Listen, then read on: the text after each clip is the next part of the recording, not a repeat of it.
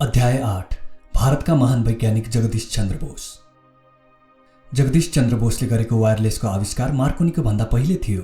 यो उत्तेजक टिप्पणी सुनेर म वैज्ञानिक छलफलमा व्यस्त प्रोफेसरहरूको दलको नजिकै गएँ।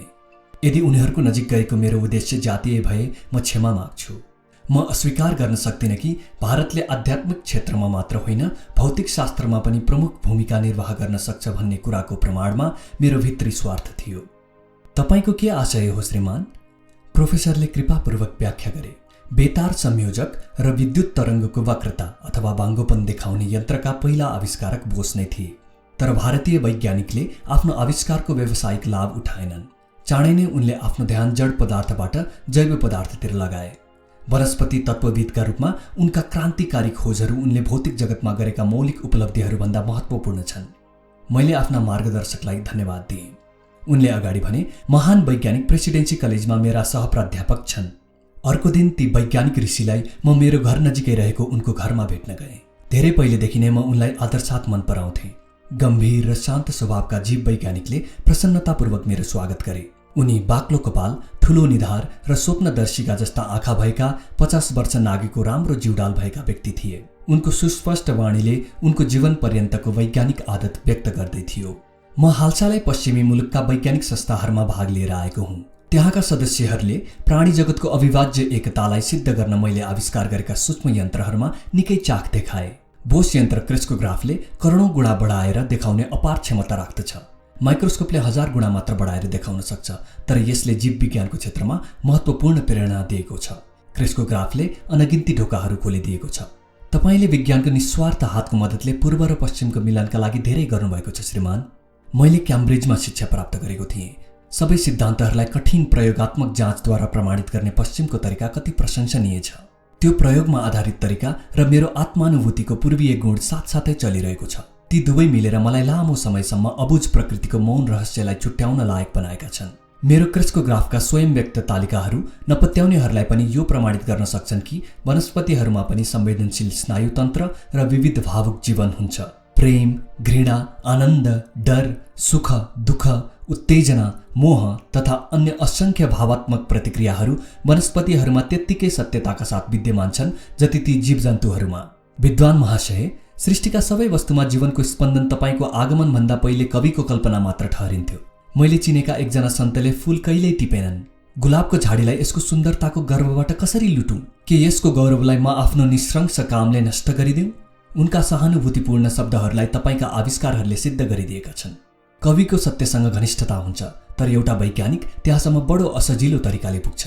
कुनै दिन मेरो प्रयोगशालामा आउनुहोस्, तपाईले देख्नुहुनेछ मेरो क्रेस्कोग्राफले कसरी सन्देहरहित प्रमाण देखाउँछ। मैले कृतज्ञतापूर्वक निमन्त्रणा स्वीकार गरेँ र त्यहाँबाट विदा भएँ। पछि मैले थाहा पाएँ वनस्पति शास्त्रीले प्रेसिडेन्सी कलेज छाडेर कलकत्तामा अनुसन्धान केन्द्र खोल्ने योजना गर्दैछन्। बोस इन्स्टिच्युट खुल्दा म त्यसको समर्पण समारोहमा उपस्थित भएँ। 100 करोड जिज्ञासुहरू त्यस भवन परिसरमा भेला भए। विज्ञानको नयाँ भवनको कलात्मकता र आध्यात्मिक बिम्बहरू देखेर म दङ्ग परेँ। यसको मुख्य द्वारमा शताब्दीौं पुरानो मन्दिरको चिन्ह थियो। कमल सरोवर पछाडि हातमा मसाल बोकेको एउटा नारी प्रतिमाले नारीलाई प्रकाशको अमरवाहकका रूपमा मानिएको भारतीय आदरको सन्देश दिइरहेको थियो। बगैँचामा एउटा सानो मन्दिर प्रकृतिको लीलातीत अस्तित्वको प्रतीक स्वरूप थियो। वेदीमा कुनै मूर्तिको स्थापना नगरिएकोबाट दैवी निराकार शक्तिको परिचय दिइरहेको थियो। बोस महाशयको यस महान दिनको व्याख्यान कुनै प्राचीन ऋषिको मुखारविन्दबाट निस्के जस्तो भान भयो। म आज यस संस्थालाई केवल एउटा प्रयोगशालाका रूपमा होइन कि एउटा मन्दिरका रूपमा अर्पण गर्दैछु। उनको श्रद्धापूर्ण गम्भीर वाणीले सभागृहलाई अदृश्य ओढ्नेले ढाके जस्तो भयो। म आफ्नो खोजका क्रममा अन्जानमै भौतिक विज्ञान र प्राणीशास्त्रको सीमामा तानिए। अत्यन्त आश्चर्यजनक ढङ्गले मैले जड र चेतन पदार्थका बीचमा सीमानाहरू विलीन भइरहेको र मिलापका बिन्दुहरू प्रकट भइरहेको पाएँ। यस्तो लाग्यो मानव अजैविक पदार्थ निष्क्रिय होइन कि बरु अपरिमित शक्तिहरूको क्रियाकलापले पुल्कित छ।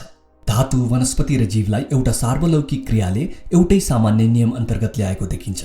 तिनीहरूले निश्चित रूपले समान थकाइ र निराशाको, सम्भावित आरोग्य लाभ र चरम आनन्दको तथा मृत्युसँग सम्बन्धित निस्पन्दताको प्रदर्शन गर्दछन्। यस विशाल समानताले विस्मित भएर मैले आफ्ना प्रयोगहरूका माध्यमबाट गरेको खोज पूर्ण आशाका साथ रोयल सोसाइटी सम्मुख प्रस्तुत गरेँ। तर त्यहाँ उपस्थित प्राणी विज्ञानीहरूले मलाई उनीहरूको क्षेत्रभित्र प्रवेश गर्नुको सट्टा भौतिक शास्त्रको सीमाभित्र नै आफ्नो अनुसन्धान जारी गर्ने सल्लाह दिए, किनभने त्यसैमा मेरो सफलता निश्चित थियो। मैले जातिभेदको एउटा अनजान राज्यभित्र नजानिकन प्रवेश गरेँ र उनीहरूको सम्मानमा ठेस पुर्याएँ। एउटा विवेक शून्य धार्मिक हटवादिता पनि त्यहाँ विद्यमान थियो, जसले अज्ञानता र विश्वासबीच भ्रम उत्पन्न गरेको थियो।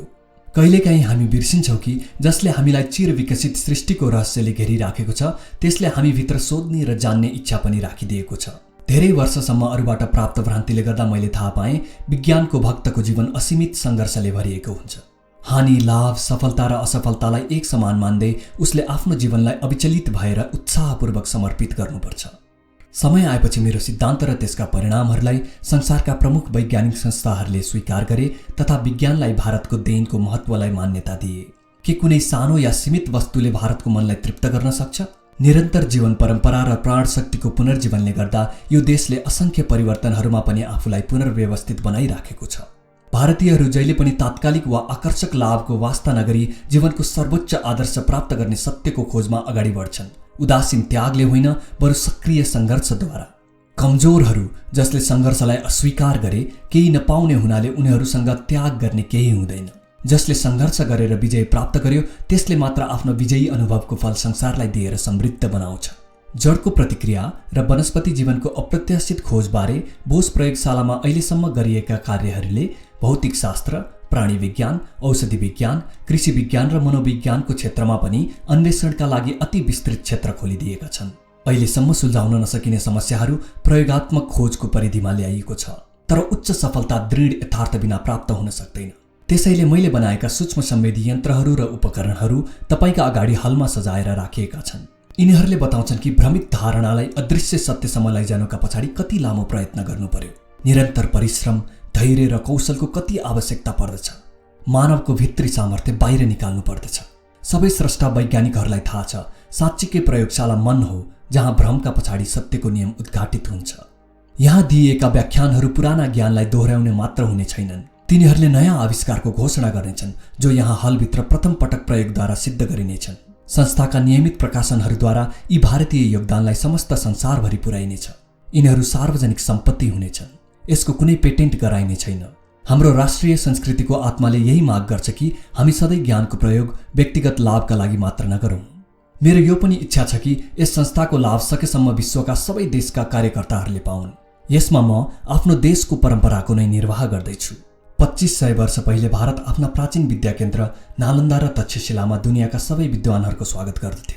यद्यपि विज्ञान न त पूर्वको हो न पश्चिमको, बरु यथार्थतामा अन्तर्राष्ट्रिय हो। तैपनि भारत विशेष रूपले आफ्नो योगदान दिन सक्षम छ। जल्दो बल्दो भारतीय कल्पना दुईटा परस्पर विरोधी तथ्यहरूबाट पनि नयाँ व्यवस्था निकाल्न सक्छ। यो एकाग्रताको बानीले संयमित रहन जान्छ। यो संयमले नै मनलाई असीम धैर्यका साथ सत्यको खोजी गर्ने शक्ति प्रदान गर्छ। वैज्ञानिकको अन्तिम वाक्य सुनेर मेरा आँखामा आँसु आयो। के यो धैर्य भारतको पर्यायवाची होइन, जसले काल र इतिहासकार दुवैलाई समान रूपले अकमक्क पारेको छ? उद्घाटन भएपछि चाँडै नै म फेरि अनुसन्धान केन्द्र पुगेँ। महान वनस्पति शास्त्रीले आफ्नो वाचा याद राख्दै मलाई आफ्नो शान्त प्रयोगशालामा लगे। म क्रेस्कोग्राफलाई यो फर्नमा जोड्छु, यसको आकार वृद्धि निकै ठुलो हुनेछ। यदि चिप्ले किराको घिस्राई त्यही अनुपातमा ठुलो पार्ने हो भने त्यो जीव एक्सप्रेस ट्रेनको गतिमा हिँडेको देखिनेछ। मेरो नजर पर्दामा उत्सुकतापूर्वक गाडिएको थियो, जसले ठुलो पारिएको फर्नको छाया प्रत्यावर्तन गरिरहेको थियो। सूक्ष्म जीवन गति अहिले प्रष्ट देखिन्थ्यो। मेरो मुग्ध आँखा अगाडि बिरुवा बिस्तारै बढ्दै थियो। बोसले फर्नको टुप्पामा धातुको टुक्रा छुवाए। बढिरहेको नाटकीय दृश्य एकाएक बन्द भयो। धातुको टुक्रा हटाउने बित्तिकै लयबद्ध गति फेरि सुरु भयो। तपाईले देख्नुभयो कसरी एउटा सानो बाहिरी हस्तक्षेप पनि संवेदनशील तन्तुहरूका लागि हानिकारक हुन्छ? बोसले भने। हेर्नुहोस्, म अब क्लोरोफर्म लगाउँछु अनि त्यसको रोधी औषधि दिन्छु। क्लोरोफर्मको प्रभावले सबै वृद्धि तुरुन्तै रोकियो। रोधी औषधि दिने बित्तिकै वृद्धि पुनः चालु भयो। पर्दामा विकासको जुन अभिनय चल्दै थियो त्यसले मलाई सिनेमाले भन्दा बढी प्रभावित पार्यो। मेरा साथी जो यहाँ एउटा खलनायकको मुद्रामा थिए, उनले फर्नको एउटा भागमा तीखो वस्तुले घोचे। दुखाइको आवाज छटपटाएको स्पन्दनबाट पर्दामा देखियो। जब उनले छुराले फर्नको डाँठमा अलिकति काटे, छाया बेसरी छटपटायो अनि मृत्युको अन्तिम अवस्थामा पुगी शान्त भयो। एउटा ठूलो रुखलाई क्लोरोफर्म दिएर त्यसलाई सफलतापूर्वक अर्को ठाउँमा सार्न म सफल भएँ।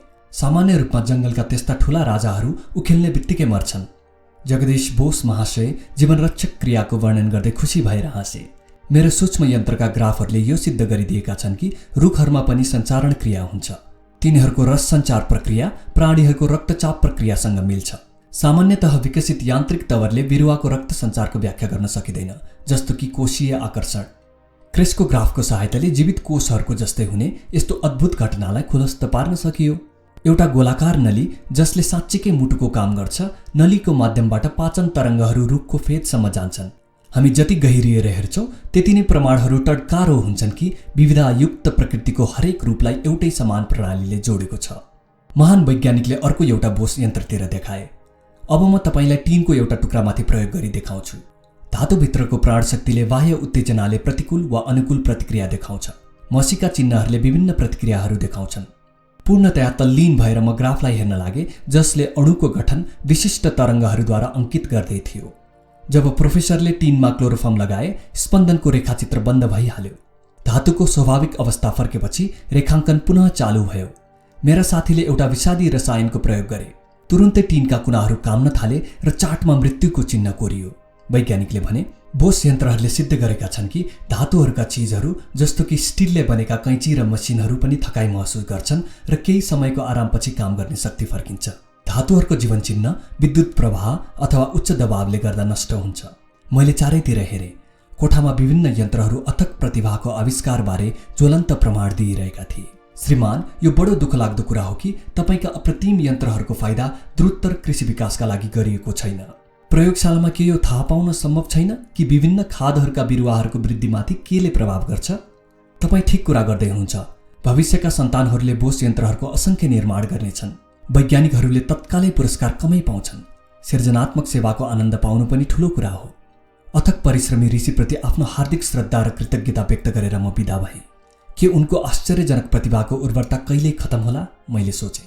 उमेर ढल्के पनि उनमा कुनै न्यूनता आएन। रिजोनेन्ट कार्डियोग्राफ भन्ने एउटा यन्त्रको आविष्कार गरेपछि उनले असंख्य भारतीय वनस्पतिहरूमाथि विशद अन्वेषण गर्न थाले। उपयोगी औषधिहरूको विशाल भेषज तालिका नै तयार भयो।